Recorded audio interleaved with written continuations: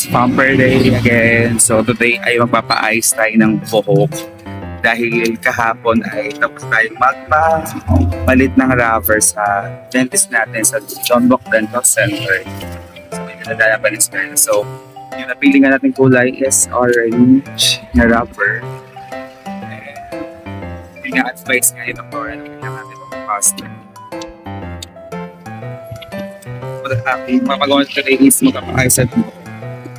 So grabe, sobrang dry na.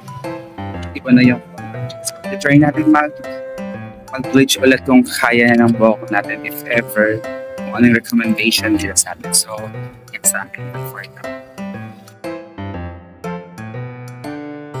So mga kabuyog, ito na nga tayo sa may loob ng Pickle Salon. Grabe, ang dry na nga ng buhok natin. Pagpasok ko nga dito sa may loob ng salon, ang dami talaga nagpapaayos dito at nagpapagawa ng kanilang mga buhok. Una kasi ang mura at ang ganda talaga nila gumawa, parami, sobrang legit.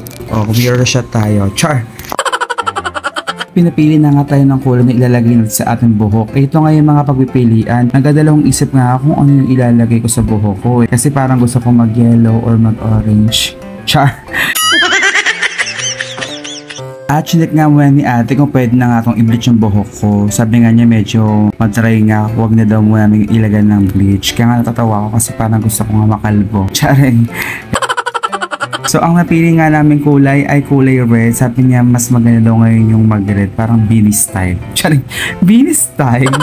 So yun nga, abangan nyo nga yung mangyayari sa buhok natin. Simulan na nga tayong kulayan ni ate. Siya nga yung magiging hairstylist na for this video. Diba, nakakatawa nga siya kasi ang dami namin na pag-uusapan. Sabi ko sa kanya napaka-flexible niya kasi cashier siya tapos mag-i-stylist siya para sa akin today. At simulan na nga lagyan ng aking buhok ng pangkulay na kulay red. Sabi ko nga sa kanya ay isama ko sa may vlog. Sabi niya nahihiya daw siya. Pero sabi ko nga ay kita. Joke lang. So mga kabubuyog, ito na nga yung kulay ng buhok natin na red na nilagay sa ating buhok. Sabi, hindi siya masakit sa ulo, promise. Pero mas masakit nung iniwan niya ako. Char! Eme lang guys. Char! And waiting na nga lang tayo ng 25 to 30 minutes bago natin banlawan at makita ang resulta ng ating bagong kulay na buhok na red. My favorite part na nagpapasalon, libreng ligo.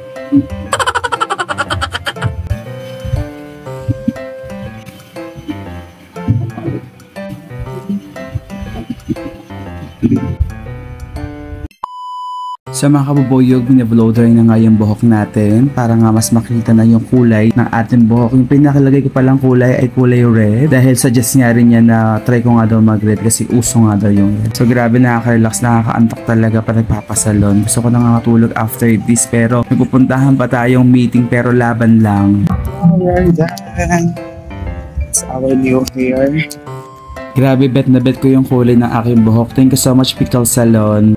And thank you for watching mga kabubuyog. Follow for more. Bye!